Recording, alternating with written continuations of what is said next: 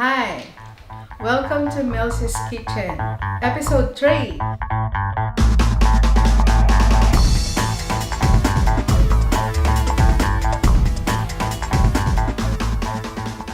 We're having an adobo theme, and this is the third adobo that we're gonna cook. We're using chicken giblets and chicken liver.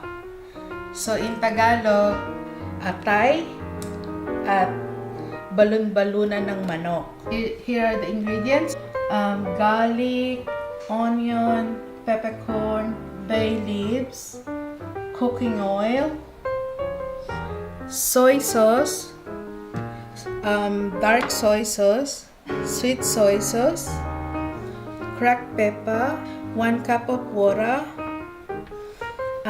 vinegar, salt, and we're using a saucepan.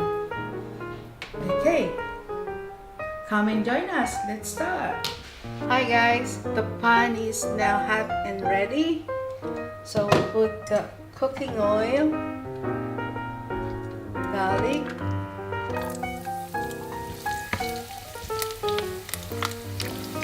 bay leaves, onion,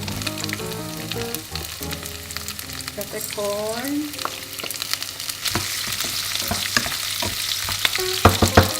oh, love that sizzling sound. It smells really good.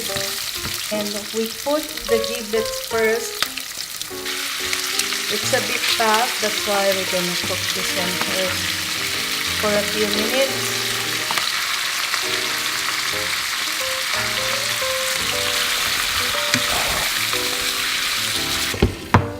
Put the lid on, and then we'll come back after 5 minutes. Okay, let's check our chicken giblets. Okay, looks good. Okay, we can add now the chicken liver.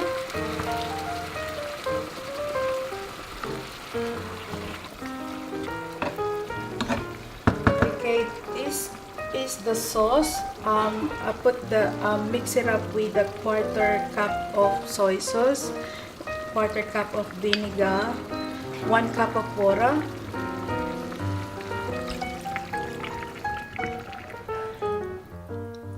and let it simmer for about 10 minutes. Let's check our chicken giblets and chicken liver adobo. Oh, looks nice now. We can put a little bit of pepper,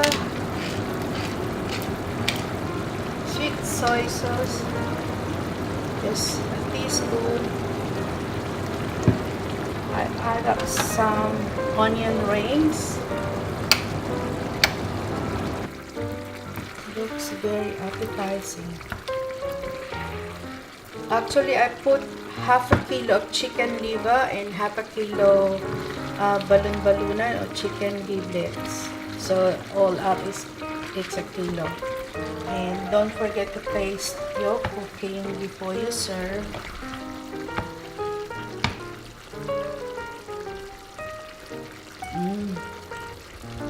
Yum. That's my chicken giblets and chicken liver adobo. Voila! Here's our finished product, our chicken giblets and chicken liver adobo. Yum!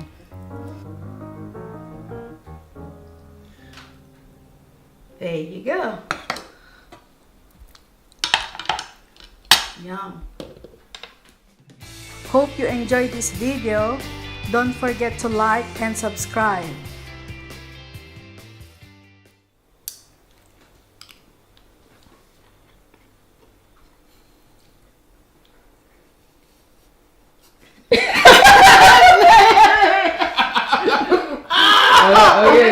Okay lang.